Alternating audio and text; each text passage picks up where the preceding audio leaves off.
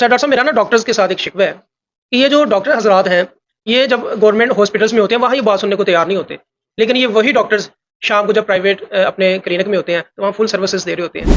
आपको खुदा ना खास्ता कोई टीबी का मसला चल रहा है, कोई वायरल इन्फेक्शन है क्रोनिक, कोई हेपेटाइटिस का मसला चल रहा है, आप में खून की कमी है, आप में कैल्शियम विटामिन डी की कमी हो गई है, आपके पट्टे कमज़ोर हो गए हैं, किस वजह से आपको इस्तेमाल करना पड़ रही है, ये कह लें कि एक बड़ी खौफनाक बीमारी है। बीमारी है।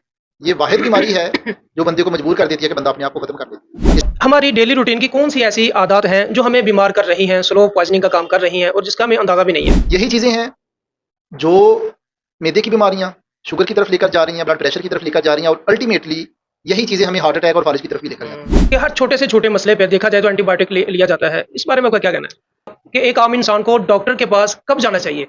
वो कौन-सी ऐसी बीमारियाँ हैं छोटी-मोटी जिनके लिए डॉक्टर के पास जाना ज़रूरी है? अच्छा, इसी क्वेश्चन से असल मेरा में एक क्वेश्चन निकला है, ये मॉस्किटोज़ वगैरह के लिए जो हम घरों में स्प्रे करते हैं, क्या इसके कुछ साइड इफेक्ट्स भी होते हैं बच्चों पे या बूढ़ों पे? आपने ये देखना है कि ज़रूरत क्यों पड़ रही है हुँ, पैराडोल इस्तेमाल करने की। रूटीन में तो हम इसे एज़ पेन किलर लेते हैं ना, या हल्का-फुल्का बुखार हो गया उसके लिए इस्तेमाल कर लिया। एक आम इंसान को कितनी देर बाद और कौन से ऐसे टेस्ट हैं जो करवाने चाहिए, जिसके करवाने के बाद वो किसी बड़ी बीमारी के हमले से बच सकते हैं? कि पाकिस्तान में इलाज इतना महँगा क्यों है? क्या उसकी वजह डॉक्टर्स हैं? कि स्टार्ट में वो कौन-कौन सी अलामत हैं, जो किसी इंसान में हो तो उसको देखनी चाहिए, उसको सीरियस लेना चाहिए कि अपना शुगर टेस्ट करवाना चाहिए? क्या शुगर मुकम्मल तौर पर ख़त्म हो सकती है, ट्रीटमेंट के बाद, इलाज वगैरह करवाने के बाद? अब टाइफाइड एक ख़ास तरह का जरासीम है, हुँ, बैक्टीरिया जिसे हम बोलते हैं, ठीक है। ये बॉडी में एंटर होगा। हुँ, कुछ लोग ऐसे भी होते हैं जिनको नींद नहीं आती, तो वो उसको दूर करने के लिए कोई मेडिसिन्स का इस्तेमाल करते हैं। आपका इस बारे में क्या कहना है? क्या ज़्यादा खाने की वजह से ही मोटापा आता है? या क्या उसकी कोई और वजूहत भी हो सकती हैं? आपने कई लोग देखे होंगे जो आपसे शिकवा करते हैं कि यार मैं बहुत कम खाता हूँ, इसके ख़त्म बावजूद मेरा वज़न बहुत ज़्यादा हो गया। लेकिन इसका एक ख़ास पैटर्न होता है कि जब पेशेंट सुबह सोकर उठेगा, हो सकता है वो ठीक हो। हुँ, जैसे-जैसे दिन गुज़रता है, उसका बुखार बढ़ता जाएगा। ठीक है। अच्छा डॉक्टर साहब, मार्केट में देखा गया है कि वज़न को कम करने के लिए ना चाय भी दस्तयाब है और मुख्तलिफ अद्वियात भी मिलती हैं। क्या ये फ़ायदेमंद होती हैं या इनका उल्टा नुकसान होता है? अगला क्वेश्चन जो है वो अताई डॉक्टर्स के बारे में है, जो गली मोहल्लों में छोटे-छोटे बैठक के अंदर या क्लिनिक छोटे-छोटे बना के बैठे होते हैं। वहाँ पे जो लोग जाते हैं, अपना इलाज करवाते हैं, तो आप कैसे इस चीज़ को देखते हैं? अस्सलाम वालेकुम नाज़रीन, forum of the nation podcast में आप सबको एक बार फिर खुशामदीद कहते हैं। नाज़रीन, आज की नशिस्त में मैं हूँ आपका होस्ट हाफ़िज़ अब्दुल रहमान। नाज़रीन, क्या आपका शुमार भी उन लोगों में होता है जो छोटे-छोटे मसाइल मसलन नज़ला, ज़ुकाम, बुखार वगैरह होने की सूरत में डॉक्टर से मेडिकल चेकअप करवाने की बजाय मेडिकल स्टोर से मेडिसिन लेना पसंद करते हैं?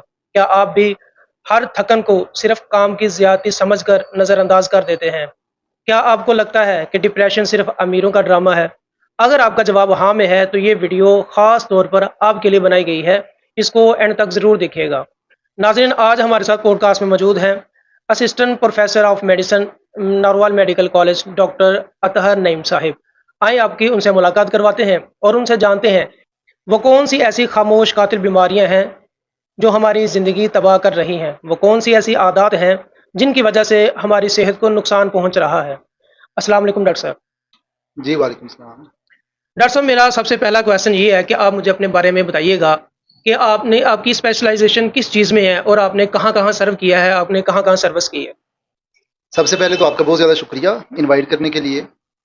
मेरी बेसिक जो एजुकेशन थी वो शकरगढ़ से थी। जी, उसके बाद मैंने एमबीबीएस किया है services institute of medical sciences Lahore से, जी, और 2015 में मैं अपनी ग्रेजुएशन कंप्लीट करने के बाद टीएचक्यू शकरगढ़ आया था। तकरीबन सही। 1 साल मैंने यहाँ पर सर्व किया। उसके बाद मैं स्पेशलाइज़ेशन के लिए वापस चला गया सर्विसेज हॉस्पिटल में ही। अच्छा, वहाँ पर 4 साल मैंने अपनी ट्रेनिंग कंप्लीट की एफसीपीएस की, ठीक है। और 2020 में मैं वापस आ गया था। हुँ, तकरीबन 3 साढ़े 3 साल मैंने अगेन सर्व किया टीएचक्यू शकरगढ़ में एज़ मेडिकल ऑफिसर। हुँ, तो उसके बाद फिर मेरी प्रमोशन हो गई तहसील हेडक्वार्टर ज़फ़रवाल में। वहाँ पर मैंने एज़ कंसल्टेंट पोजीशन तकरीबन कोई 6-7 माह काम किया, सही। और दिसंबर 24 से ऑनवर्ड अब मैं as assistant professor Narowal medical college में काम कर रहा हूँ। अच्छा, तो डॉक्टर साहब, आपकी स्पेशलाइजेशन किस चीज़ में है? मैंने एफसीपीएस मेडिसिन किया है college of physicians and surgeons Pakistan से। तो इसे यहाँ पर अगर मैं सादा अल्फाज में आपसे बात करूँ तो मेडिकल स्पेशलिस्ट कहा जाता है। मेडिकल स्पेशलिस्ट होता है मैदा, जिगर, शुगर, ब्लड प्रेशर हुँ, और हुँ, ये दमा या फालिज के मरीज़ों को जो डॉक्टर्स देखते हैं, ठीक है। जो इस चीज़ के स्पेशलिस्ट होते हैं। उसके अलावा मैंने एमआरसीपी की डिग्री ली है हुँ, ग्लासगो से, और मैं मेंबर हूँ अमेरिकन कॉलेज ऑफ फिजिशियंस का ठीक है। पिछले 1 साल से। ज़बरदस्त। अच्छा डॉक्टर साहब, मेरा क्वेश्चन ये है कि अक्सर अगर किसी को कोई बीमारी होती है, मतलब बीमारी अगर किसी को सर में दर्द है या पेट में दर्द है, तो वो देखा जाता है कि वो खुद ही मेडिकल स्टोर पे जाते हैं, वहाँ जाके बताते हैं कि मेरे पेट में दर्द हो रहा है, तो वहाँ से कोई ना कोई उसे मेडिसिन ली है और वही इसको यूज़ करते हैं। क्या ऐसा करना नुकसानदेह नहीं है? ज़ाहिर है बड़ी सीधी सी बात है, मेडिसिन एक्चुअली केमिकल्स होते हैं। सही। तो कोई भी केमिकल जब आप अपनी बॉडी में उसे भेज रहे हैं तो उससे पहले ही आपको आइडिया होना चाहिए कि अगर उसके वक्ती तौर पर कुछ फ़वाइद हैं तो उसके नुकसानात भी हैं। अच्छा। जब डॉक्टर आपको प्रिस्क्राइब करेगा कोई भी मेडिसिन या कोई भी केमिकल, हुँ, तो डॉक्टर आपको उसकी डोज़ भी बताएगा कि सही। आपने उसकी कितनी मिकदार लेनी है, दिन में कितनी हुँ, बार इस्तेमाल करना है और कितने दिन के लिए इस्तेमाल करना है। क्या ठीक है। आपको उसकी ज़रूरत भी है या नहीं?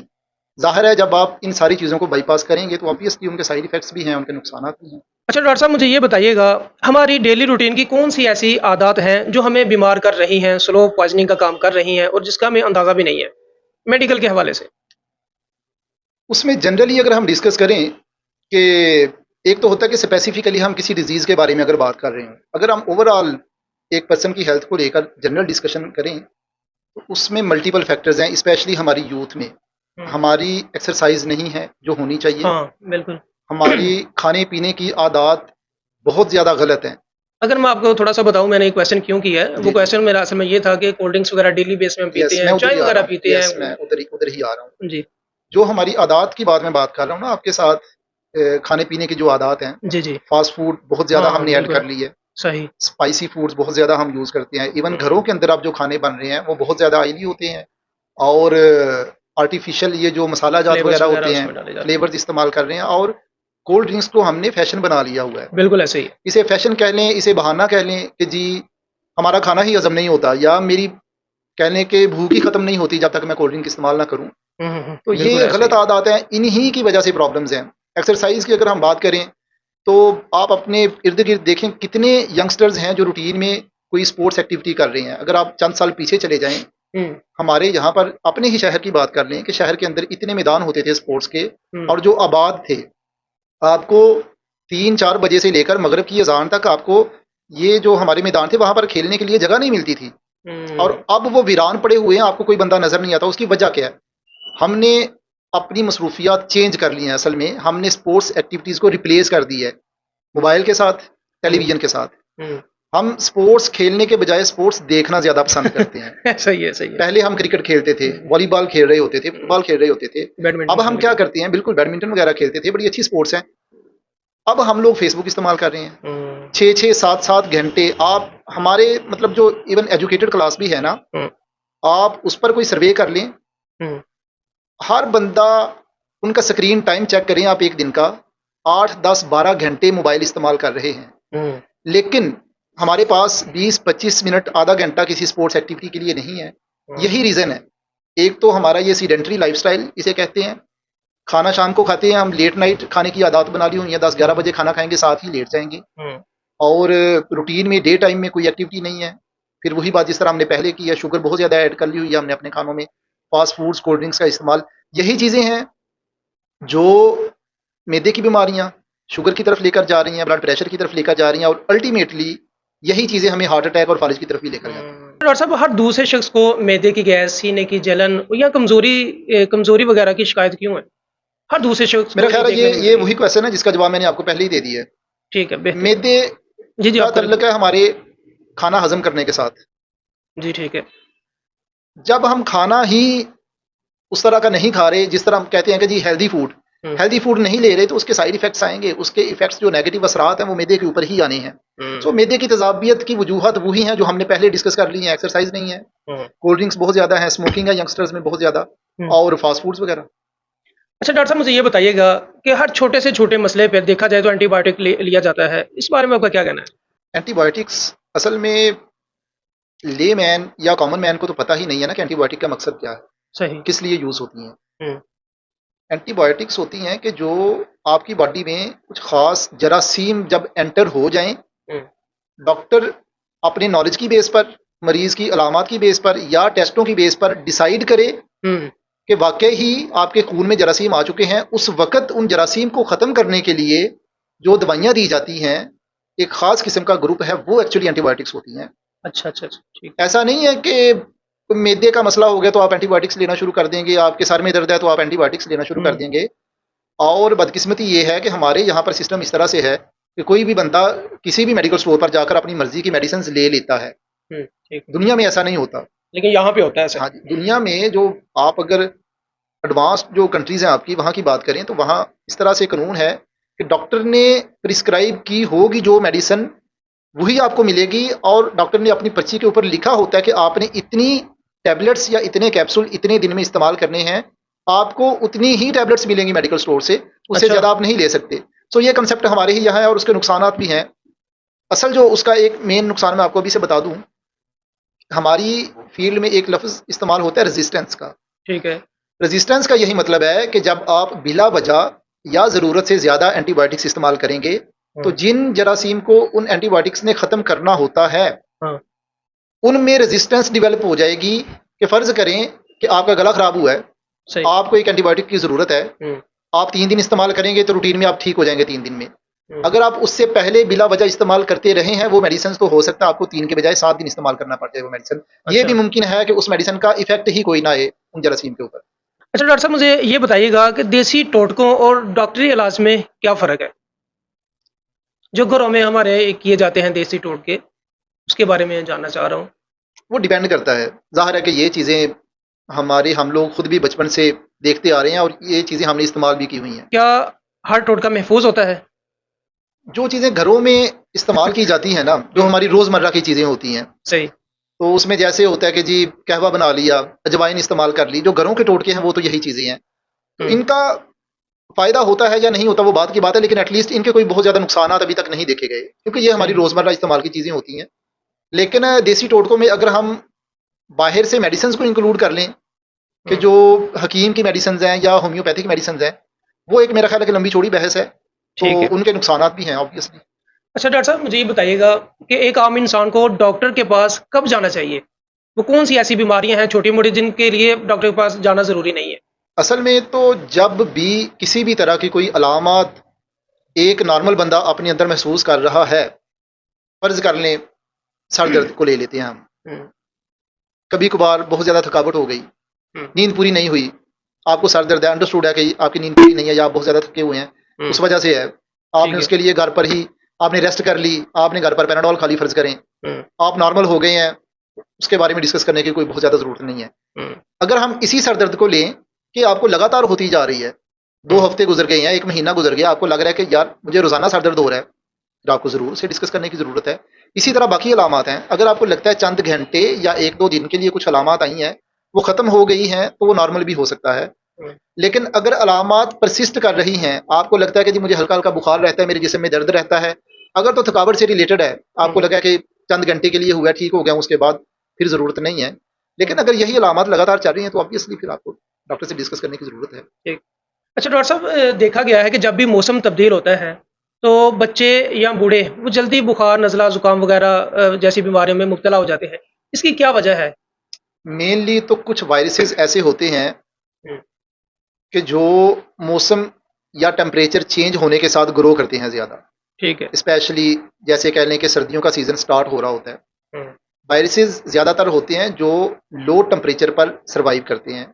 ठीक है। तो जब सर्दियाँ स्टार्ट होंगी तो वो वायरसेस ग्रो करना स्टार्ट कर देंगे। हुँ, इस तरह ज़्यादातर ये जो नज़ला बुखार होता है ना, ये तो वायरल इन्फेक्शंस होते हैं जो 5 से 7 दिन लेते हैं और ऑटोमेटिकली भी ठीक हो जाते हैं अगर आप मेडिसिन इस्तेमाल ना भी करें। हुँ, मौसमी बुखार जिसको कहा जाता है। यस, बिल्कुल। और कुछ वायरसेस ऐसे हैं जैसे डेंगू वायरस है हुँ, कि वो भी ज़्यादातर रेनी सीज़न में ही होता है, क्योंकि उसने ग्रो करना होता है जहाँ पर उसे कोई पानी का सोर्स मिले, कोई जोहड़ वगैरह मिले, हुँ, वहाँ पर वो ग्रो करेगा। लेकिन वो ज़ाहिर है कि डायरेक्टली पानी के थ्रू नहीं फैल रहा, वो मॉस्किटो के थ्रू फैल रहा है। अच्छा, लेकिन है वायरस ही जो मॉस्किटो के थ्रू आपकी बॉडी में आ रहा है। स्प्रेड कर रहा है। सो ये भी वायरल ही इन्फेक्शन होगा। किसी हद तक आप कह सकते हैं कि मौसम से रिलेटेड है। इस सीज़न में आकर जैसे रेनी सीज़न है, उसमें हुँ, उसकी ग्रोथ बढ़ जाती है अच्छा, मॉस्किटो की, ठीक है। तो उसका जो ट्रांसमिशन है हुँ, इंसान की तरफ वो बढ़ जाता है। अदरवाइज़ किसी भी सीज़न में डेंगू हो सकता है। हुँ, इस तरह से ज़्यादातर जो मौसमी हमारे कह लें कि बुखार है या नज़ला ज़ुकाम है, वो ज़्यादातर वायरल इन्फेक्शन से ही रिलेटेड होता है। ठीक है। अच्छा, इसी क्वेश्चन से मेरा एक क्वेश्चन निकला है, ये मॉस्किटोज़ वगैरह के लिए जो हम घरों में स्प्रे करते हैं, क्या इसके कुछ साइड इफ़ेक्ट्स भी होते हैं बच्चों पे या बूढ़ों पे? जो ज्यादा एज के लोग हैं? बिल्कुल ज़ाहिर है कि जिस तरह हमने मेडिसिन के बारे में बात की थी कि केमिकल्स हैं, ये हम्म। जो स्प्रेज़ हैं ये भी केमिकल्स ही हैं।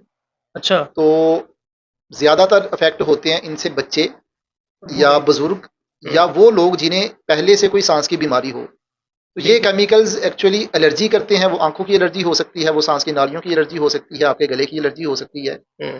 तो इसके अलावा एज़ सच कोई बहुत ज़्यादा इनके नुकसानात नहीं हैं। एलर्जिक रिएक्शंस जो होते हैं उन्हें ही आपने अवॉइड करना होता है। उसका तरीकाकार यही है कि जब आप स्प्रे कर रहे हैं, आप खुद भी मास्क इस्तेमाल करें ठीक है। और जिस रूम में कर रहे हैं, स्प्रे करने के बाद उसे कुछ देर के लिए बंद बंद कर रखें। दें। उस रूम को इस्तेमाल ना करें आप हम्म। आधे पौने घंटे के लिए। हम्म। तो अगर आपको एलर्जी है, तो फिर आपको ज़्यादा एहतियात की ज़रूरत है उसको लेके। अच्छा, इस चीज से बचने के लिए आपके पास कोई और भी ऑप्शन मौजूद है स्प्रे के अलावा? सीधी-सी बात है कि वो पहले दौर में होता था कि नेट्स वगैरह इस्तेमाल होते थे। हाँ, बिल्कुल तो ठीक है। वो एक बड़ी सिंपल और बड़ी इफ़ेक्टिव वो चीज़ एक है। मोस्पेल लगाया जाता है। वो भी केमिकल ही है। स्प्रे हम्म। कर लें या मुस्पेल हो गए, वो भी केमिकल है। मुस्पेल से भी एलर्जी हो सकती है। ठीक कम है। कम चांसेस होते हैं, लेकिन ज़ाहिर है कि ये रूटीन में आप 2 साल से कम जो बच्चे होते हैं, उनके लिए हम्म। इस्तेमाल नहीं करते। केमिकल्स अवॉइड करने चाहिए स्पेशली बच्चों में। सो अगर आप बेस्ट ऑप्शन मुझसे पूछेंगे बच्चों के लिए, तो वो नेट्स ही हैं। अच्छा डॉक्टर साहब, मेरा अगला क्वेश्चन पैनाडोल के हवाले से आपने पहले जिक्र भी किया है, लेकिन मैं फिर भी तफसीलन इसका जिक्र चाहता हूँ कि आप करें। देखा जाता है कि पैनाडोल का धड़ाधड़ इस्तेमाल किया जा रहा है, ऐसे इस्तेमाल करते हैं जैसे सवाब का काम होता है। खवातीन के बैग देखें या मर्दों के आप पॉकेट्स देखें, इसमें आपको कोई ना कोई पैनाडोल मिल ही जाती है किसी ना किसी सूरत में। तो आप ये क्या समझते हैं, इतना इसका क्यों यूज हो रहा है और इसके क्या क्या नुकसान हो सकते हैं? आपने ये देखना है कि ज़रूरत क्यों पड़ रही है हम्म। पैराडोल इस्तेमाल करने की। रूटीन में तो हम इसे एज़ पेन किलर लेते हैं ना, या हल्का-फुल्का बुखार हो गया, उसके लिए इस्तेमाल कर लिया। ठीक है। कभी-कभार आप इस्तेमाल कर लें, एज़ सच कोई नुकसान नहीं है उसका। ठीक है, कोई लेकिन ज्यादा इस्तेमाल की मैं यस बात कर रहा लिमिटेड हूँ। क्वांटिटी में इस्तेमाल करें, हम्म। कोई नुकसान नहीं है। ज़्यादा अगर आप इस्तेमाल कर रहे हैं, तो उसमें सबसे पहले आपने ये देखना है कि आपको ज़रूरत क्यों पड़ रही है, बहुत ज़्यादा इस्तेमाल करने की। हम्म। हम्म। इसके जो साइड इफ़ेक्ट्स हैं, इसके जो नुकसान आते हैं, वो तो बाद की बात है। लेकिन अगर आपको रूटीन में पैराडोल खाना पड़ रही है, किसी भी आपके मसले के लिए, तो उसकी रीज़न यही है कि बैकग्राउंड में खुदा ना खास्ता कोई ना कोई बीमारी चल रही है क्या आपको? कोई ठीक है। विटामिन्स की कमी है आपको बुखार हो रहा है, तो कोई आपको खुदा ना खास्ता कोई टीबी का मसला चल रहा है, कोई वायरल इन्फेक्शन है क्रोनिक, कोई हेपेटाइटिस का मसला चल रहा है, आप में खून की कमी है, आप में कैल्शियम, विटामिन डी की कमी हो गई है, आपके पट्टे कमज़ोर हो गए हैं, किस वजह से आपको इस्तेमाल करना पड़ रही है, उस चीज़ को प्रूव करना ज़्यादा ज़रूरी है। जहाँ हम्म। तक सिर्फ पैनाडोल के खाने के नुकसान की बात है, अगर आप दिन में 2-4 इस्तेमाल कर रहे हैं और कोई बहुत लंबे अरसे के लिए इस्तेमाल नहीं कर रहे, तो फिर इसके ऐसा कोई बहुत ज़्यादा नुकसान नहीं। ठीक है। अच्छा डॉक्टर साहब, एक आम इंसान को कितनी देर बाद और कौन से ऐसे टेस्ट हैं जो करवाने चाहिए, जिसके करवाने के बाद वो किसी बड़ी बीमारी के हमले से बच सकते हैं? डिपेंड करता है कि एज कितनी है। अच्छा। रूटीन में ये होता है कि 40 साल से पहले हुँ। आपको कोई बहुत ज़्यादा फ्रीक्वेंटली टेस्ट करवाने की ज़रूरत नहीं होती। अच्छा, ये 40 साल के बाद यस, करवाने 40 साल चाहिए। के बाद जो डेवलप्ड कंट्रीज़ हैं, वहाँ पर तो प्रोटोकॉल्स बने हुए हैं कि जी आपने 45 की एज में ये टेस्ट करवाने हैं, आपके ये वाले टेस्ट सालाना बेसिस होंगे, ठीक है। आपके ये वाले टेस्ट हर 5 साल के बाद होंगे, ये टेस्ट आपके हर 10 साल के बाद होंगे। हुँ। यहाँ पर चूँकि हमारे कोई बदकिस्मती से इस तरह का सिस्टम नहीं है, तो जो रूटीन के टेस्ट होते हैं, आप अपनी शुगर चेक करवाएँ ज़रूर, हुँ। आप अपना ब्लड प्रेशर रूटीन में चेक करवाते रहा करें। ये सिंपल सा टेस्ट है, लिपिड प्रोफाइल जिसे हम कोलेस्ट्रॉल तो अभी वगैरह किस एज के लोगों के लिए 40 के बाद। अच्छा, 40 के बाद की यस, बात कर रहे हैं। ये 40 के बाद हैं उन लोगों के लिए जिन्हें किसी किस्म की कोई अलामात नहीं आ रही, अच्छा। ठीक है? ठीक है। वो अपने ये वाले टेस्ट करवाएँ, हेपेटाइटिस बी और सी की स्क्रीनिंग है, हुँ। सिंपल सा टेस्ट है, किसी भी लेबोरेटरी से हो जाता है। ये कुछ सादा टेस्ट हैं जो ज़रूर करवाने चाहिए, हुँ। 1 साल के बाद करवा लें, 2 साल के बाद करवा लें। अगर अलामात आ रही हैं, फिर तो वो अगर आपको 20 साल की उम्र में भी अलामात आ रही हैं, तो वो आपके ऊपर फ़र्ज़ है कि आप उसी उम्र में टेस्ट करवाएँ। ठीक। अच्छा डॉक्टर साहब, मुझे ये बताइएगा कि पाकिस्तान में इलाज इतना महँगा क्यों है? क्या उसकी वजह डॉक्टर्स हैं? मेरा ख़्याल है कि अगर आप कंपेयर करें हुँ। इंटरनेशनली, तो पाकिस्तान में इलाज बहुत सस्ता है। अच्छा। हाँ जी, आप इसका कंपैरिज़न करें, हुँ। यहाँ पर आपको 24 घंटे गवर्नमेंट हॉस्पिटल्स में डॉक्टर्स बगैर किसी फ़ीस के मिल जाते हैं। ठीक दुनिया है। में ऐसा नहीं है। अच्छा। किसी भी मुल्क में आप यूरोपियन कंट्रीज़ की एग्ज़ाम्पल ले लें, हुँ। ऐसा नहीं है कि आपको फ्रीली डॉक्टर्स या कंसल्टेंट्स अवेलेबल हों। हमारी वहाँ यहाँ गवर्नमेंट हॉस्पिटल्स नहीं है? डिपेंड करता है, वहाँ पर ज़्यादातर इंश्योरेंस का सिस्टम है और ठीक है। ओपीडी बेसिस पर आपको टाइम लेने के लिए 3-3 4-4 महीने भी लगते हैं, अच्छा। यूरोपियन कंट्रीज़ में इवन। ठीक है। तो जो बात मैं आपसे कर रहा था कि यहाँ पर महँगा लगता क्यों है, वो इस वजह से है कि हमारी इनकम चूँकि कम है, बहुत कम है। हमारे यहाँ पर गुर्बत ज़्यादा है, हम्म, तो इस वजह से जो गरीब पेशेंट्स होते हैं या जो कहने के दिहाड़ीदार तबका होता है बेचारा, वो जब मेडिसिन परचेज करते हैं तो उस क्लास को जब हम देखते हैं तब हमें लगता है कि इलाज महंगा है। अदरवाइज आप जो मिडिल क्लास है या अपर क्लास है, उनकी जो इनकम है उसके लिहाज से देखें तो मेरा ख्याल है कि जो इवन प्राइवेट डॉक्टर्स के पास भी जो हमारे विजिट्स होते हैं, एक पेशेंट का एक विजिट वो अराउंड कह लें कि 3-4 थाउजेंड इसमें हो जाता है, और पेशेंट हफ्ते 10 दिन की मेडिसिन भी लेकर आता है। हम्म। तो रूटीन में अगर आप देखें तो ये कोई बहुत एक्सपेंसिव ट्रीटमेंट नहीं है मेरा ख्याल। अच्छा डॉक्टर साहब, मेरा ना डॉक्टर्स के साथ एक शिकवा है कि ये जो डॉक्टर हजरात हैं, ये जब गवर्नमेंट हॉस्पिटल्स में होते हैं वहाँ ये बात सुनने को तैयार नहीं होते, लेकिन ये वही डॉक्टर्स शाम को जब प्राइवेट अपने क्लिनिक में होते हैं तो वहाँ फुल सर्विसेज दे रहे होते हैं। आपका इस बारे में क्या कहना है? किसी हद तक मैं एग्री करता हूँ आपके साथ, लेकिन रीज़न क्या है उसकी, हम्म, वजह क्या है? जी। कोई भी मसला जब किसी सोसाइटी में या कम्युनिटी में होता है तो हमें उसके बैकग्राउंड की तरफ जाना चाहिए, फिर हमें उसका सोल्यूशन मिलेगा। आप किसी भी गवर्नमेंट हॉस्पिटल में चले जाएं, सही। एक डॉक्टर को अपनी 6 घंटे की ड्यूटी में, आप छोटा हॉस्पिटल ले लें, हम्म, तहसील हेडक्वार्टर शकरघाट की एग्जांपल ले लें, जी। लोगों के बहुत ज़्यादा शिकवे होते हैं टीएचक्यू के डॉक्टर से रिलेटेड, हम इन्हीं की बात कर लेते हैं। एक डॉक्टर को 6 घंटे में 100 से ज़्यादा पेशेंट देखना पड़ते हैं। ठीक है। अब आप इसे कैलकुलेट करें कि उसने 1 घंटे में कितने मरीज देखने हैं, एक मरीज को वो कितने मिनट दे सकता है टोटल। दुनिया में ऐसा नहीं है। वर्ल्ड वाइड क्या होता है कि डॉक्टर को बाउंड किया जाता है कि भाई आपने एक पेशेंट को 15 से 20 मिनट देने ही देने हैं। आपकी बात सर काफ़ी हद तक ठीक है, लेकिन वही डॉक्टर प्राइवेट जब अपने क्लिनिक में बैठता है तो वहाँ ऐसा नहीं देखने को मिलता। वर्कलोड कम है ना। नहीं सर, वहाँ वर्कलोड कम नहीं है। हम देखते हैं, हम आपके इसी सिटी के अंदर बहुत सारे ऐसे डॉक्टर्स हैं जो गवर्नमेंट हॉस्पिटल में बैठते हैं और शाम को अपना क्लिनिक भी चला रहे हैं।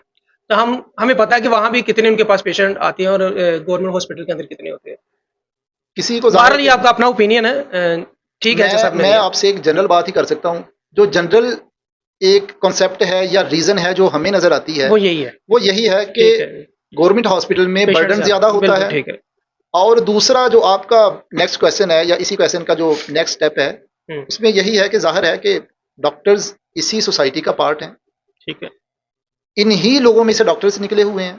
हम्म, तो हमारा ओवरऑल टेम्परामेंट बहुत लो है। ठीक है। पेशेंट का रवैया अगर हम देखें तो पेशेंट का एटीट्यूड भी प्राइवेट क्लिनिक में डिफरेंट होता है, गवर्नमेंट हॉस्पिटल में डिफरेंट होता है। बिल्कुल ऐसे ही है। शायद उसकी एक रीज़न ये है कि एक कॉन्सेप्ट बना दिया गया है कि जब तक हम गवर्नमेंट इदारे में जाकर गुस्से में बात नहीं करेंगे, हम हमारी किसी की बात सुनी सिफारिश नहीं नहीं जाएगी। करवाएंगे, तब तक शायद हमारी बात नहीं सुनी सुनी नहीं जाएगी। जाएगी, बिल्कुल ये ऐसे ही। चीज़ें प्रवोक करती हैं, डॉक्टर को ट्रिगर करती हैं। शायद एक ये रीज़न है कि डॉक्टर का एटीट्यूड थोड़ा सा डिफरेंट होता है गवर्नमेंट हॉस्पिटल में। अच्छा डॉक्टर साहब, ये बताइएगा क्या डिप्रेशन वाकई कोई बीमारी है या फिर वैसे फैशन बन गया हुआ है? फैशन तो इसे हम नहीं कहेंगे। डिप्रेशन, अगर हम बात करें इसे थोड़ा सीरियस लेकर, तो मेरा ख्याल है कि डिप्रेशन एक वाहिद रीज़न है जो बंदे को अपनी ही ज़िंदगी ख़त्म करने पर मजबूर कर देता है। सो सही। इसे हम फैशन तो नहीं कह सकते। ठीक है। ये एक अलमिया है, ये कह लें कि एक बड़ी खौफनाक बीमारी है। बीमारी है। ये वाहिद बीमारी है जो बंदे को मजबूर कर देती है कि बंदा अपने आप को ख़त्म कर दे। अच्छा। इसकी सिवियरिटी का आप इसी से अंदाज़ा लगा। अच्छा, इसकी क्या वजूहत हो सकती हैं इस बीमारी की? वजूहात, मेंटल स्ट्रेस ठीक है। किसी भी तरह का, हमारे एंजाइटी बहुत कॉमन है इस वक्त, घरेलू मामलात, फाइनेंशियल इश्यूज स्पेशली मेल्स के लिए। हम्म, तो अगर हम रीसेंट पास्ट में देखें तो जिस तरह महंगाई बढ़ी है, हम्म, जो एजुकेटेड क्लास है हमारी, डिग्रीज हाथ में लेकर लोग घूम रहे हैं, नौकरियां नहीं है उनके लिए, अपने बच्चों का पेट पालने के लिए मजदूर के पास दिहाड़ी नहीं है, कोई काम नहीं है। और जो स्पेशली अगर हम खवातीन के लिहाज से देखें तो घरेलू नचाकियाँ, सही। उनके घर का सुकून नहीं है फैमिलीज के अंदर। तो मेन अगर हम अडल्ट्स में देखें तो मेन तो डिप्रेशन की यही रीज़न। सही। अच्छा डॉक्टर साहब, एंजाइटी और आम टेंशन में क्या फ़र्क है? डिफरेंस क्या है इनमें? एनजाइटी और आम टेंशन सेम चीज़ है। सेम है। डिप्रेशन और एनजाइटी में फ़र्क होता है। एनजाइटी को हम कह सकते हैं कि ये डिप्रेशन की अर्ली स्टेज होती है। ठीक है। जब आप इसे बहुत ज़्यादा सीरियस लेंगे, इसका सोल्यूशन नहीं निकालेंगे, इसे अपने ऊपर सवार कर लेंगे तो फिर आप आहिस्ता आहिस्ता डिप्रेशन की तरफ चले जाएंगे। अच्छा। डिप्रेशन में जाकर आप आउट ऑफ कंट्रोल हो जाते हैं। हम्म, ठीक उसमें है। या तो आप टोटली अपने आप को आइसोलेट कर लेंगे, या फिर कभी होता है कि आप बहुत ज्यादा अग्रेशन में चले जाते हैं कि आप अपने आप को या किसी दूसरे को नुकसान पहुंचा सकते हैं। सही। अच्छा, इसका इलाज क्या हो सकता है? डिप्रेशन का क्या इलाज है? सबसे पहले तो यही है कि जो रूट काज है उसे खत्म किया जाए। ठीक है। जो आपकी परेशानी की वजह है उस पर फोकस किया जाए हम्म, और अपने आप को मसरूफ किया जाए जितना भी हो सकता है, ताकि हम्म, आपको जो आपकी परेशानी है उसके बारे में बहुत ज़्यादा सोचने का टाइम ही ना मिले।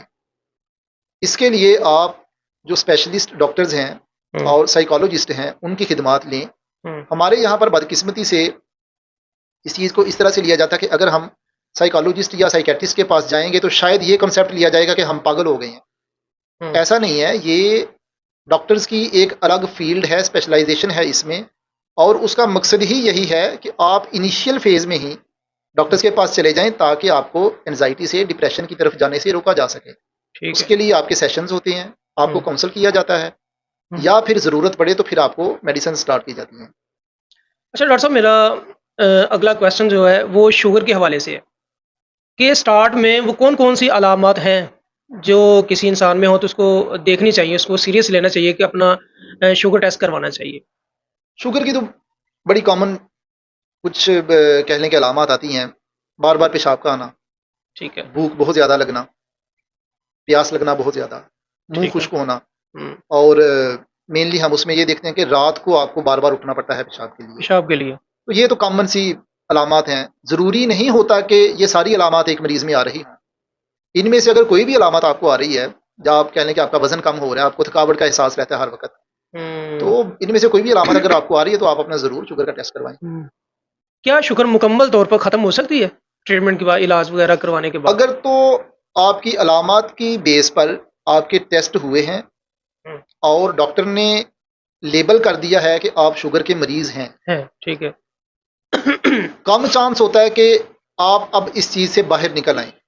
ठीक है। आप अपना लाइफ़स्टाइल मॉडिफ़ाई करते हैं, ठीक है। आप अपने खाने-पीने की आदत को चेंज करते हैं, हम्म, या आप दवाइयाँ इस्तेमाल करते हैं, तो आप इस चीज़ को कंट्रोल कर लेंगे।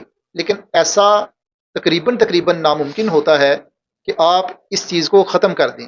ये तकरीबन नामुमकिन है। तकरीबन नामुमकिन है। क्या ख्याल अच्छा है? डॉक्टर साहब, शुगर के मरीजों के बारे में क्वेश्चन है कि वो मीठा कभी कभार खा सकते हैं? डिपेंड करता है। अगर तो उनकी शुगर कंट्रोल है, हम्म, जिस तरह हमारे पास अक्सर मरीज़ आते हैं, वो मेडिसिन इस्तेमाल कर रहे हैं या कोई पेशेंट इंसुलिन के ऊपर है, उसकी शुगर की वैल्यूज़ अगर कंट्रोल हैं, जितनी शुगर होनी चाहिए उतनी ही है, हम्म, तो हम उन्हें रिकमेंड करते हैं वो फ्रूट्स इस्तेमाल करते हैं। हम्म। नहीं, हमने देखा वो साथ मीठा खाते कहते हम घर जाके एक मेडिसिन वो टैबलेट खा लेंगे। ये कोई अच्छी आदत नहीं होती।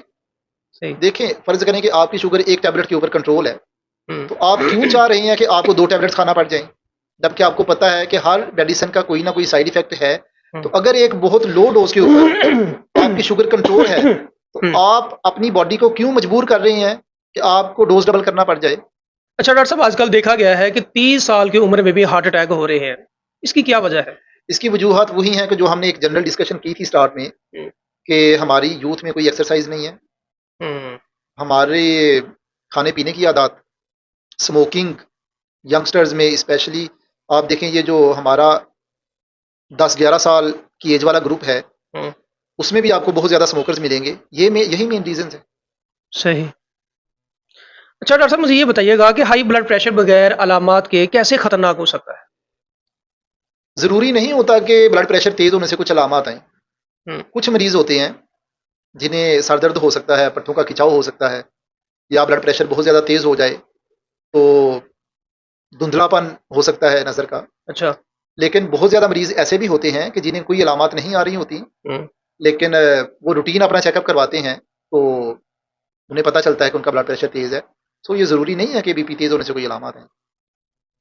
अच्छा डॉक्टर साहब, मुझे ये बताइएगा कि हार्ट अटैक से बचने के लिए इंसान को क्या करना चाहिए? किन चीज़ों का ख्याल रखना चाहिए? जैसे आपने पहले एक बताया ना कि एक्सरसाइज वगैरह करनी चाहिए, इसके अलावा और क्या कौन-कौन सी चीज़ें हैं? उसके लिए हमें पहले पता होना चाहिए कि वजूहत क्या है हार्ट अटैक की। ठीक है।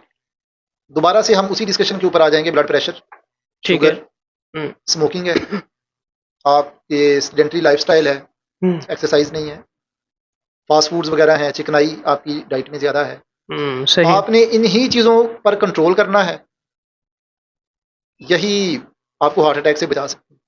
अच्छा डॉक्टर साहब मुझे ये बताइएगा कि हेपेटाइटिस, डेंगू और टाइफाइड में क्या फ़र्क है? बहुत ज़्यादा फ़र्क है। ठीक है। इवन अगर हम सिर्फ हेपेटाइटिस को डिस्कस करें, तो हुँ, उसकी मुख्तलिफ इकसाम हैं। जिस जिसमें तरह ए, बी और सी यस वगैरह। बिल्कुल, उसमें hepatitis A, B, C, D और ई तक तो कॉमन है, अच्छा, जो हमें पेशेंट्स भी मिलते होते हैं। ठीक है। अब इसमें 2 तरह के रूटीन में जो हमारे पास पेशेंट आते हैं, एक तो ये है कि हेपेटाइटिस हुआ, हुँ, जो चंद दिनों या चंद हफ्तों में ठीक हो जाएगा। इसे हम ठीक है। कहते हैं एक्यूट हेपेटाइटिस। हुँ, रूटीन में जो कॉमन मैन है, वो इसे इस तरह से लेते हैं जी पीला जरकान हो गया पेशेंट को। ठीक है। तो वो ज़ाहिर है कि आपके खाने-पीने की जो अशिया हैं या स्पेशली जूसेस पीते हैं आप, गन्ने का रस पीते हैं, हुँ, उसके थ्रू वो जरासीम यरकान का आपकी बॉडी में चला जाता है। वो वायरस ही होता है। ठीक है। तो पेशेंट में अलामात ज़ाहिर होती हैं, पेशेंट को वोमिटिंग होगी, आँखें पीली हो जाएँगी, पीली हो पेशाब पीला जाएँगी। हो जाएगा, जिस्म पीला हो गया। हाँ, तो ये होता है एक्यूट हेपेटाइटिस, जिसका 7-10 दिन का ट्रीटमेंट होता है। बहुत ज़्यादा पेशेंट्स ऐसे होते हैं जिन्हें ट्रीटमेंट की ज़रूरत नहीं भी होती, हुँ। तो वो ठीक हो जाते हैं ऑटोमैटिकली अच्छा, 8-10 दिन खुद के अंदर। उसमें यही होता है कि आपने तेज़ मिर्च मसाला या चिकनाई का परहेज़ करना होता है, फ्रेश जूसेस लेना होते हैं, पानी ज़्यादा पीना होता है। वोमिटिंग हो रही है तो आपको बस पानी की कमी ना हो, अदरवाइज़ कोई बहुत ज़्यादा मेडिसिन की ज़रूरत नहीं पड़ती और पेशेंट खुद ब खुद ठीक हो जाता है। ये हेपेटाइटिस की एक किस्म है जिसे हम सादा अल्फाज में पीला यरकान कहते हैं। ठीक है। अगर हम आ जाएँ हेपेटाइटिस की दूसरी किस्म के ऊपर, जिसे काला इरकान जिसको। यस काला यरकान बोलते हैं, बिल्कुल ठीक कहा आपने, या हम कहते हैं क्रोनिक हेपेटाइटिस। ठीक वो है। रूटीन में हम हेपेटाइटिस बी और सी है। ठीक है। इनके स्पेशल टेस्ट होते हैं। टेस्टों की बुनियाद पर आपने देखना होता है कि इंसान के जिस्म में वायरस मौजूद है, कितना वायरस है। अच्छा, उसकी बेस पर आप डिसाइड करते हैं कि पेशेंट को ट्रीटमेंट लेने की ज़रूरत है, कितना अरसा ट्रीटमेंट लेगा। रूटीन में जो हमारे ट्रीटमेंट चल रहा है, हेपेटाइटिस सी के लिए पेशेंट 3 महीने मेडिसिन इस्तेमाल करता है और तकरीबन 98% पेशेंट्स ऐसे हैं जिनमें वायरस खत्म हो जाता है। ठीक। हेपेटाइटिस बी जो दूसरी किस्म है काले यरकान की ही, उसमें आपको कम से कम 12 से 18 महीने ट्रीटमेंट लेना पड़ता है। उसके बाद जो आपकी रिपोर्ट्स होती हैं, उनकी बेस पर डिसाइड किया जाता है कि आपका ट्रीटमेंट बंद करना है या अभी जारी रहेगा। नहीं हेपेटाइटिस बी ज़्यादा खतरनाक है सी की यस, निस्बत। हेपेटाइटिस बी हमारे यहाँ पर कुछ लोग हेपेटाइटिस बी को पीले यरकान के तौर पर ही लेते हैं। हाँ, बिल्कुल मैं ऐसे ही कॉमन है। मैन की बात कर रहा हूँ, मैं डॉक्टर्स की जी, बात नहीं कर रहा। जी। तो ऐसा है नहीं। हुँ, असल में बी और सी ये दोनों हेपेटाइटिस, आप अगर लेमैन टर्म में बात करेंगे तो ये काला यरकान ही हैं दोनों। जी ठीक और है। हेपेटाइटिस बी ज़्यादा खतरनाक है सी हेपेटाइटिस की सी से। निस्बत। इसका ट्रीटमेंट का ड्यूरेशन हेपेटाइटिस सी की निस्बत ज़्यादा है। हुँ, और हेपेटाइटिस बी और सी दोनों जो वायरसेस हैं, ये आपके जिगर को मुतासर करते हैं हुँ, और आपको जिगर का कैंसर भी करवाते हैं, ये दोनों वायरसेस, अगर इन्हें टाइमली ट्रीट ना किया जाए। हेपेटाइटिस बी के मरीजों में जिगर के कैंसर की शरह हेपेटाइटिस सी के मरीजों की निस्बत ज़्यादा है। ठीक है। आपको मैंने जो पीला यरकान था, उसके फैलने की वजूहत बता दी कि वो किस तरह से वायरस हमारी बॉडी में आता है। जो हेपेटाइटिस बी और सी है, ये ज़्यादातर फैलता है ब्लड के थ्रू ठीक या है। बॉडी फ्लूइड्स के थ्रू। हुँ, किसी मुतासरा मरीज़ की सिरिंज आपने इस्तेमाल की है, किसी हुँ। मुतासरा मरीज़ का खून लग गया है एक नॉर्मल इंसान को, जैसे डायलिसिस हो रहे हैं किसी पेशेंट के, वहाँ पर कोई स्क्रीनिंग का मैकेनिज़्म नहीं है। एक पेशेंट को हेपेटाइटिस था, बी या सी था, हुँ, उसी मशीन के ऊपर आपने एक नॉर्मल इंसान को लगा दिया है डायलिसिस के लिए, तो वहाँ से हुँ, मुंतकिल हो सकता है। ठीक है। जो सर्जरी के औज़ार होते हैं हमारे, अगर आप उन्हें प्रॉपर्ली स्टेरिलाइज़ नहीं करते, उसके थ्रू इस्तेमाल हो सकता है। ये हमारे बहुत कॉमन है, जैसे देहातों में हुँ, कोएक्स इस्तेमाल करते हैं। एक ही पेशेंट या एक ही सिरिंज होती है, जो आप 2 से 3 मरीज़ों के ऊपर इस्तेमाल कर लेते हैं। तो ये कॉमन हमारे तरीक़ाकार हैं, जिनकी वजह से हेपेटाइटिस बी या सी एक मरीज़ से दूसरे मरीज़ में मुंतकिल होता है। ठीक है। अच्छा डॉक्टर साहब मुझे ये बताइएगा कि टाइफाइड और वायरल बुखार में क्या फ़र्क है? वायरल बुखार तो हमने पहले थोड़ा-सा डिस्कस किया, जैसे कि वायरल तो होता है कि ज़्यादातर सीज़नल जो हाँ, फ़ीवर होते हैं बिल्कुल, आपके, मौसमी बुखार जिनको कहा ठीक जाता है? है। टाइफाइड एक ख़ास तरह का जरासीम है, हुँ, बैक्टीरिया जिसे हम बोलते हैं। ठीक है। ये बॉडी में एंटर होगा, हुँ, इसकी ख़ास इलामात हैं। लेकिन हमारे यहाँ एक कॉन्सेप्ट ये है कि बुखार अगर आपका 3-4 दिन ठीक नहीं होता, तो वो कन्वर्ट हो जाएगा टाइफाइड में, ऐसा हाँ, नहीं है। अच्छा ऐसा नहीं है। टाइफाइड बुखार अगर है, तो वो पहले दिन से ही टाइफाइड है। हुँ, हुँ, टाइफाइड का हुँ। जरासीम अगर आपकी बॉडी में आ गया है, उसकी वजह से बुखार हुआ है, तो वो पहले ही दिन टाइफाइड है। नहीं तो डॉक्टर भी तो 3-4 दिन के बाद ही चेक करते हैं वो अगर वो कहता है हाँ, नहीं ठीक हो रहा है। अब इसके टेस्ट करवाएं, इसको हो सकता है इसको टाइफाइड बुखार। यस, उसमें ये है कि रूटीन में जो पेशेंट्स आते हैं हमारे पास, उन्हें पहले सिंपल मेडिसिन दी जाती हैं, जो एक रोजमर्रा की प्रैक्टिस होती है। बिल्कुल ठीक। और मोर देन 90% पेशेंट्स होते हैं जो सिंपल ट्रीटमेंट को रिस्पॉन्ड करते हैं, होना भी ऐसा ही चाहिए। तो ठीक है। बहुत ज्यादा एंटीबायोटिक्स पहले ही दिन पेशेंट को नहीं दे देनी चाहिए। हम्म, अनटिल अनलेस के टिपिकल अलामत आ रही हूँ या पेशेंट पहले ही रिपोर्ट करवाकर हमारे पास लेकर आया है, हम्म, तो फिर आपको उसे एज टाइफाइड पहले ही दिन से ट्रीट करें। अगर टिपिकल उसकी अलामत नहीं आ रही पेशेंट में, हम्म, या पेशेंट के पास कोई रिपोर्ट अवेलेबल नहीं है, तो उसे आप जो रोजमर्रा की हमारी प्रैक्टिस है, डॉक्टर्स उसे सिंपल बुखार के तौर पर ट्रीट करते हैं। पेशेंट बिल्कुल आपके ऐसे। पास जाहिर है वापस आता है, वो नॉर्मल मेडिसिन के साथ ठीक नहीं होगा, फिर ऑब्वियसली उसके लिए स्पेशल मेडिसिन हैं, खास तरह की मेडिसिन हैं जो आपको लेना पड़ती हैं। उनके फिर कोर्सेज हैं आपको 7 से 10 दिन। हम्म, कुछ पेशेंट ऐसे होंगे जो टैबलेट फॉर्म से ठीक हो जाएंगे, गोलियां खाने से या कैप्सूल खाने से ठीक हो जाएंगे। कुछ पेशेंट ऐसे हैं जिन्हें इंजेक्शन लगाना पड़ेंगे 7 से 10 दिन, तो वो हम्म। फिर ठीक होंगे। अच्छा, टाइफाइड बुखार की कौन कौन सी अलामत है जिससे हमें पता चलेगा कि हमें ये टेस्ट करवाना चाहिए? बुखार तो होगा पेशेंट को, बिल्कुल ठीक। जाहिर है कि जाहिर टाइफाइड सी बुखार बात हम है। सिंपल जिस तरह कहते हम्म, हैं, लेकिन इसका एक खास पैटर्न होता है कि जब पेशेंट सुबह सोकर उठेगा, हो सकता है वो ठीक हो। हम्म, जैसे जैसे दिन गुजरता है, उसका बुखार बढ़ता जाएगा। हो सकता है सुबह 6 बजे वो उठा है, वो बिल्कुल ठीक था, उसे बुखार नहीं था, लेकिन दोपहर 2-3 बजे उसका बुखार 103 102 पे चला गया। हम्म, एक तो ये होगा जिसे हम कहते हैं स्टेप लैडर पैटर्न, बिल्कुल कि ठीक। नीचे वक्फे से आप वक्फे से जैसे होना है। सीढ़ियां चढ़ रहे हैं, हम्म, कि आप पहले ठीक होंगे, फिर आपको बुखार स्टार्ट हुआ है, आहिस्ता आहिस्ता तेज हो बढ़ता जाएगा। गया, उसकी एक पीक आएगी। हम्म, फिर आप पैराडोल वगैरह इस्तेमाल करेंगे तो दोबारा आप नॉर्मल हो जाएंगे। ठीक है। एक तो ये इसकी अलामत होती है। दूसरा, इसमें आपको स्टार्ट में खांसी हो सकती है, गले में खराश हो सकती है, उसके बाद आपकी मैदे की अलामत आ सकती है, आपको पेट में दर्द हो सकता है, हम्म। आपको उल्टी आएगी, आपको कब्ज भी हो सकती है, आपको मोशन भी लग सकते हैं इसके साथ। अच्छा डॉक्टर साहब, मेरा अगला क्वेश्चन नींद की कमी का है। कुछ लोग ऐसे भी होते हैं जिनको नींद नहीं आती, तो वो उसको दूर करने के लिए कोई मेडिसिन का इस्तेमाल करते हैं। आपका इस बारे में क्या कहना है? उसकी वजूहत क्या है? जी। नींद की कमी हम उस वक्त कहेंगे कि एक बंदा सोने की कोशिश करता है, लेकिन उसको नींद नहीं अपने आती। आप को अपने एनवायरनमेंट से टोटली कट ऑफ करके, हम्म। कोशिश करने के बावजूद कई कई घंटे उसे नींद नहीं नींद आ रही। नहीं आती, बिल्कुल। उसकी वजह क्या है? क्या उसने अपनी रूटीन इस तरह से बना ली है, या जो एक बहुत कॉमन फैक्टर होता है हमारे यहाँ पर, एंजाइटी, क्या उसे कोई परेशानी है, वो ठीक है। सोचता रहता है? हम्म। आपने उसकी रीजन को एड्रेस करना है। और ठीक इसके है। लिए जिस तरह आप बात कर रहे हैं कि कुछ लोग नींद की फिर दवाइयां इस्तेमाल करते हैं, बिल्कुल ठीक। सबसे पहले तो फिर वही बात है कि आप उसकी वजह तलाश करें। हम्म। अगर तो उसकी वजह डिप्रेशन है, एनजाइटी है, डेफिनेटली आप अपने डॉक्टर के पास जाएं, हम्म। डॉक्टर के मशवरे से ये वाली अद्वियात इस्तेमाल करें। अदरवाइज ये जो नशा आवर या नींद की दवाइयां होती हैं, इनके साइड इफेक्ट्स बाकी दवाइयों की निस्बत ज़्यादा हैं। अच्छा। और हो सकता है कि अगर आप अपनी मर्जी से इस्तेमाल करें, अपनी मर्जी से बंद करें, तो ये आपको ज़्यादा डिप्रेशन की तरफ लेकर जा सकती हैं। हम्म। इसलिए अगर आपको इस तरह की मुश्किलात का सामना है, तो बेहतर तरीकाकार यही है कि आप अपने डॉक्टर से रुजू करें, अपने डॉक्टर से डिस्कस करें। अगर वो ज़रूरी समझते हैं, तो फिर वो आपको इसकी मेडिसिन स्टार्ट करेंगे। अच्छा डॉक्टर साहब, ये जो नींद की गोलियां हैं या सुकून आवर दवाएं हैं जो लोग इस्तेमाल करते हैं, क्या ये नशा पैदा करती हैं? बिल्कुल, ज़ाहिर है कि एक बंदे को अगर नींद नहीं आ रही और आप चाह रहे हैं कि वो सो जाए, हम्म। उसे आप जो सोने के लिए दवाइयाँ देंगे, वो नशा ही पैदा नशा करेंगी। ही। अच्छा डॉक्टर साहब, मेरा अगला क्वेश्चन जो है वो मोटापे का है। क्या ज़्यादा खाने की वजह से ही मोटापा आता है, या क्या उसकी कोई और वजूहत भी हो सकती हैं? ज़रूरी नहीं है कि एक बंदा अगर बहुत अच्छी डाइट ले रहा है या बहुत ज़्यादा खाता है, तो उसे मोटापे का मसला होगा। आपने कई लोग देखे होंगे जो आपसे शिकवा करते हैं कि यार मैं बहुत कम खाता हूँ, उसके खाता हूँ, बावजूद मेरा वज़न बहुत ज़्यादा हो गया। बढ़ गया, बिल्कुल। एक तो कुछ फैमिलीज़ में टेंडेंसी होती है इस चीज़ की। ठीक है। हर इंसान के अंदर कुछ केमिकल्स होते हैं जो आपकी ग्रोथ को कंट्रोल कर रहे हैं। वो केमिकल्स ज़रूरत से ज़्यादा बढ़ जाएँ, कुछ कम हो जाएँ, तो वो भी मोटापा काज़ करते हैं। ठीक है। उसके बाद आपका आता है लाइफ़स्टाइल। जिस तरह हमने पहले डिस्कस किया था, आपकी कोई एक्सरसाइज़ नहीं है, हाँ। आप बहुत ज़्यादा फैटी खाना ले रहे हैं, आप बहुत ज़्यादा मीठा खाते हैं, तो हम्म। ये वजूहात हैं जिनकी वजह से आप मोटापे का शिकार हम्म। हो सकते हैं।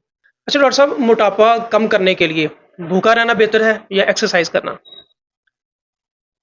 भूखा रहना बिल्कुल भी इलाज नहीं है इस चीज़ का। हम्म। भूख आपको, या जिस तरह हम सादा अल्फाज में बात करते हैं जी, डाइटिंग कर रहे हैं एक पेशेंट, बिल्कुल। जो खुद साख्ता डाइटिंग होती है वो आपकी बॉडी को कमज़ोर करेगी। अच्छा। सकता है आपका वजन कम हो, हम्म। लेकिन उससे आपका जो मसल मैस है, हम्म। जो आपके पट्टे हैं वो भी कमजोर होंगे, आपकी हड्डियां भी कमजोर होंगी। हम्म। खाना पीना छोड़ना कोई इलाज नहीं है। आपने हेल्दी खाना खाना है अगर आप मोटापे का शिकार हो रहे हैं। ठीक है। आप मीठा कम करें।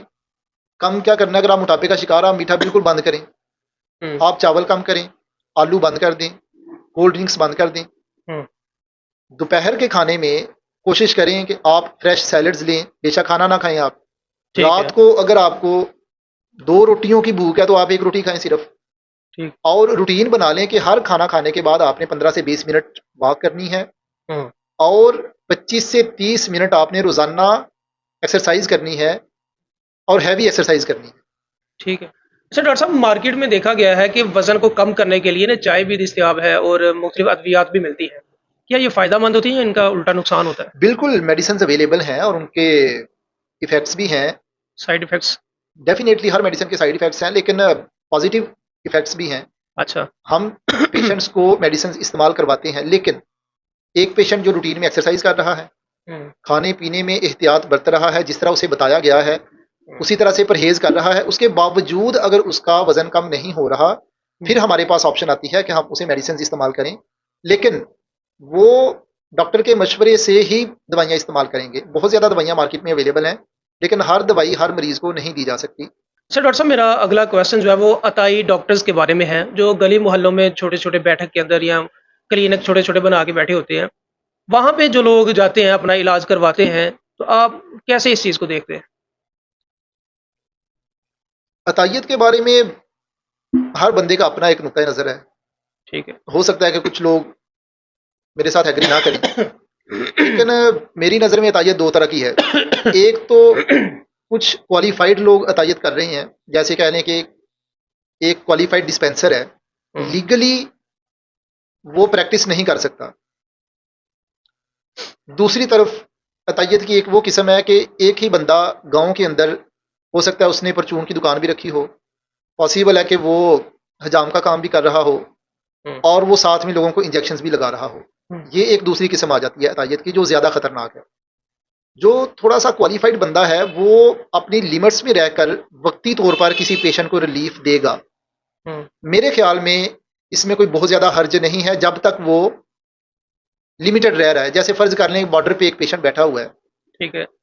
हमारे ट्रांसपोर्टेशन के बहुत ज़्यादा इश्यूज़ हैं। हुँ। वहाँ पर बदकिस्मती से हम उन्हें कोई सेहत की अच्छी सहूलियात मुयस्सर नहीं है, उसमें हम इस चीज़ को डिस्कस नहीं करेंगे कि उसकी रीज़न क्या है। हुँ। उस बंदे को रात को 10-11 बजे कोई प्रॉब्लम हुई है, उसे शदीद सर दर्द हो रहा है, हुँ। वो कैसे वहाँ से उठकर आपके पास टीएचक्यू यहाँ में पर टीएचक्यू में शहर में आ जाए। शहर में। अगर इस छोटे से मसले के लिए वो वहाँ पर किसी क्वालिफाइड बंदे से, किसी नर्स से या किसी डिस्पेंसर से कोई टैबलेट या इंजेक्शन ले रहा है, तो मेरे ख्याल में इसमें कोई हर्ज नहीं है। उसकी मजबूरी है कि वो नहीं आ सकता। हुँ। लेकिन अतायत वहाँ पर नुकसान देती है जहाँ पर फ़र्ज़ कर लें कि एक मरीज़ को शुगर का मसला है। हुँ। हमारे हमारे पास बहुत ज़्यादा मरीज़ आते हैं कि जो हमें आकर बताते हैं कि जी मुझे 10 साल से शुगर का मसला है, लेकिन मैं ये दवाई खा रहा हूँ। मुझे फलाँ मेरे गाँव के डॉक्टर ने शुरू की थी। वहाँ हुँ। पर प्रॉब्लम ये है कि जो अताई होते हैं, उन्हें किसी भी मर्ज़ की 1 से 2 दवाइयों का पता होता है और वो हर मरीज़ को वही दवाइयाँ वही इस्तेमाल रिकमेंड करवा रहे करते जा होते रहे हैं। थे। जैसे हम शुगर को अगर सिर्फ़ लें, तो शुगर की सैकड़ों दवाइयाँ आपको मार्केट में मिलेंगी। हुँ। ठीक है। आप हर दवाई, हर टैबलेट हर मरीज़ को नहीं दे सकते।